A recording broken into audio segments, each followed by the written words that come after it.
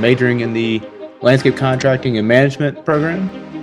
We're using plants to save the world. I'm in the landscape business concentration where I'm working this summer, Father Nature.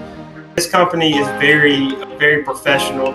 I like to be in the field, so career-wise, I don't want to be behind a desk. You have to go on site visits, you have to touch things, you have to see things, so that's always fun. I've placed interns from Alaska to Miami, so we have a lot of opportunities in a lot of different places for them to go. Got the internship through RCI Consultants Incorporated. I import Google Earth images and map it out in CAD. Really always been interested in the outdoors. I love doing landscape projects, so it was like a no-brainer for me to go to Mississippi State.